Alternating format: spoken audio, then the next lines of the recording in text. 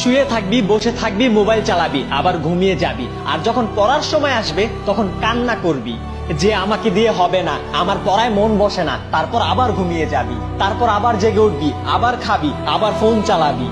আরে তোর চেয়ে বেটার তো একটি পশুর জীবন। কমসে কম সে এটা তো বুঝে যে তার জন্য কোনটা বেটার। সময় কম, ধীরে ধীরে সময়গুলো চলে যাচ্ছে। আজ তো বাবা মায়ের হোটেলে বসে খাচ্ছিস, কিন্তু কাল তোকে কে খাওয়াবে?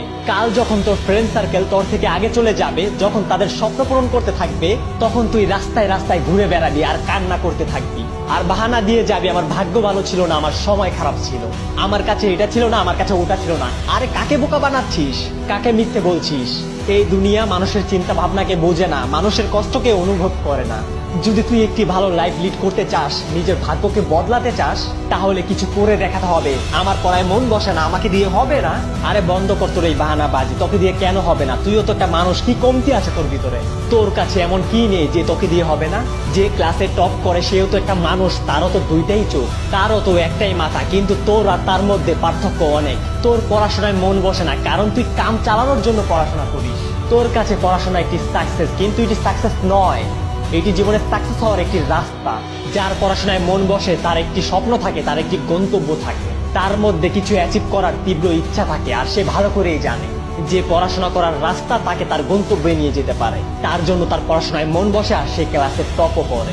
পড়াশোনাকে নিজের সাফল্য নয়, নিজের সাফল্যের রাস্তা বানাও, তখন পড়াশোনায় মন বসবে। তখন কেউ কেউ বাহানা বানায়, আমি তো ফোন এডিকশনে এডিক্টেড হয়ে পড়েছি, আমার পড়াশোনায় মন বসে না। আরে ফালতু বাহানা বন্ধ কর। মোবাইল তো সেও চালায় যে ক্লাসে টপ করে, মোবাইল তো সেও চালায় যে সাকসেস থেকে সাকসেসফুল হয়েছে। দুনিয়াতে প্রত্যেকটা মানুষ মোবাইল ফোন ইউজ করে, কিন্তু সে জানে কখন কি করতে হবে, কখন ফোন চালাতে হবে, কখন ফোন চালাতে হবে না। আরে তুই জীবনে কি করতে পারবি যখন ছোট একটি মোবাইল ফোন তোকে তার গোলাম বানিয়ে ফেলে? তুই সামান্য একটি মোবাইল ফোনের সাথে জিততে পারছিস না, আর কথা বলিস বড় বড়, এটা করব, ওটা করব, এটা হতে চাই, ওটা হতে চাই, জীবনে একজন সাকসেসফুল মানুষ হতে চাই। আরে চোখ খোল, এখনো সময় আছে, বাহানা দেওয়া বন্ধ কর, এখনো সময় আছে। আর যদি এই কথাগুলো শোনার পরেও তোর ঘুম না ভাঙে, তাহলে আজকের পর থেকে আর কোনোদিন মোটিভেশনাল ভিডিও দেখবি না। আর যদি এই ভিডিও তোর মধ্যে পড়াশোনা করার আগুন জ্বালিয়ে দিয়েছে, তাহলে না এই ভিডিওকে লাইক করতে হবে, না কমেন্ট করতে হবে, না সাবস্ক্রাইব করতে হবে। শুধু একটি কাজ করিস, পড়াশোনায় মনোযোগ দিস।